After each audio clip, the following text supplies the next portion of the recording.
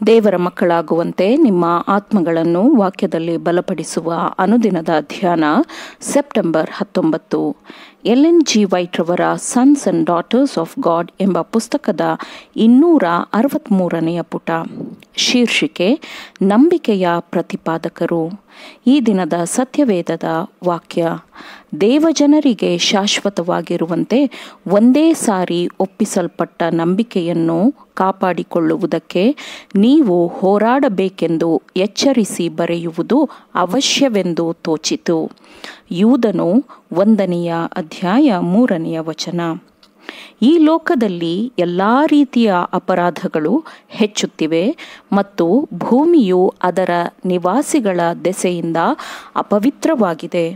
ದೇವರ ನಿತ್ಯವಾದ ಯೋಜನೆಗಳು ಪೂರ್ಣಗೊಳ್ಳಲಿವೆ ಮತ್ತು ಎಲ್ಲ ವಿಷಯಗಳ ಅಂತ್ಯವು ಸಮೀಪದಲ್ಲಿ ಇದೆ. ದೇವರ ಸತ್ಯದ ಜ್ಞಾನವನ್ನು ಹೊಂದಿರುವವರು ರಾಜನಾದ ಇಮ್ಮಾನುವೇಲನ ರಕ್ತಸಿಕ್ತ ಧ್ವಜದಡಿಯ ಗುಂಪಿನ ಕೆಲಸದಲ್ಲಿ ತಮ್ಮನ್ನು ತಾವು ತೊಡಗಿಸಿಕೊಳ್ಳಬೇಕು. ದೇವ ಭಕ್ತರಿಗೆ ಒಪ್ಪಿಸಲ್ಪಟ್ಟ ನಂಬಿಕೆಗೆ ದೃಢವಾದ ಪ್ರತಿಪಾದಕರಾಗಿ ನಿಲ್ಲಬೇಕು. ದೇವರ ಆಜ್ಞೆಗಳನ್ನು ಕೈಕೊಂಡು ಯೇಸುವಿನ ಮೇಲಿನ ನಂಬಿಕೆಯನ್ನು ಹೊಂದಿರಬೇಕು ಎಂಬುದನ್ನು ಅವರು ಈ ಲೋಕಕ್ಕೆ ಪ್ರಕಟಿಸಬೇಕು. ಅಂಧಕಾರದಲ್ಲಿ ನಡೆಯುತ್ತಿರುವವರ ಮಾರ್ಗದಲ್ಲಿ ಅವರ ಬೆಳಕು ಸ್ಪಷ್ಟವಾಗಿಯೂ ಬಹಳ ತೀಕ್ಷ್ಣವಾಗಿಯೂ ಬೆಳಗುವಂತೆ ಅವರು ಮಾಡಬೇಕು. ಅವರು ಜೀವಿಸಬೇಕು.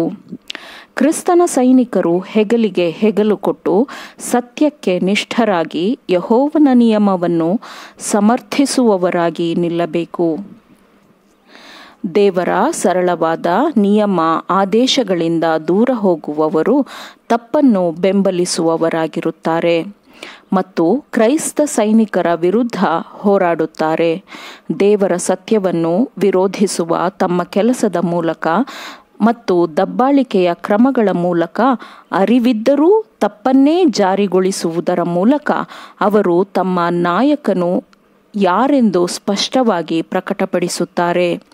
ಸತ್ಯದ ಕಡೆಗೆ ದೃಢ ನಿರ್ಧಾರದ ನಿಲುವನ್ನು ತೆಗೆದುಕೊಳ್ಳುವ ಸಮಯವೂ ಇದಾಗಿದೆ ಮತ್ತು ತಾನು ಇತರರಿಗೆ ಬೀರಬಹುದಾದ ಪ್ರಭಾವದ ಅಳತೆಯನ್ನು ದೇವರು ಪ್ರತಿಯೊಬ್ಬರಿಗೂ ದಯಪಾಲಿಸಿದ್ದಾನೆ. ಅದನ್ನು ಅವನು ದೇವರ ಮಹಿಮೆಗಾಗಿ ಮತ್ತು ಅವನ ಜೊತೆಯಲ್ಲಿರುವವರ ಒಳಿತಿಗಾಗಿ ಪ್ರಯೋಗಿಸಬೇಕು, ಬಳಸಬೇಕು. ಕೊನೆಯ ಕಾಲವಾದ ಇಂದಿನ ದಿನಗಳಲ್ಲಿ ದೇವರ ನಿಷ್ಠಾವಂತ ಕಾರ್ಯಭಾರಿಗಳು, ಪಾರುಪತ್ಯಗಾರರು ಒಬ್ಬರೂ ಸಹ ಸೋಮಾರಿಗಳಾಗಿರುವುದಿಲ್ಲ ಅಥವಾ ಸ್ವಾರ್ಥ ಜೀವನ ನಡೆಸುತ್ತಾ ತೃಪ್ತರಾಗಿರುವುದಿಲ್ಲ. ಕ್ರಿಸ್ತನೊಂದಿಗೆ ಒಡನಾಟದಲ್ಲಿರುವವರು ತಮ್ಮ ಸಹಾಯ, ಮಾದರಿ ಮತ್ತು ಪ್ರಭಾವದಿಂದ ಪ್ರಯೋಜನ ಪಡೆಯಬಹುದಾದ ಆತ್ಮಗಳು ಎಲ್ಲ ಕಡೆಯಲ್ಲೂ ಇವೆ ಎಂದು ತಿಳಿದುಕೊಳ್ಳುತ್ತಾರೆ ಮತ್ತು ಕ್ರಿಸ್ತನು ಯಾರಿಗಾಗಿ ಮರಣ ಹೊಂದಿದನೋ ಅವರನ್ನು ರಕ್ಷಿಸಲು ನಾವು ದೇವರ ಕಾರ್ಯಭಾರಿಗಳಾಗಿರಬಹುದು ಎಂದು ಅವರು ತಿಳಿದುಕೊಳ್ಳುತ್ತಾರೆ.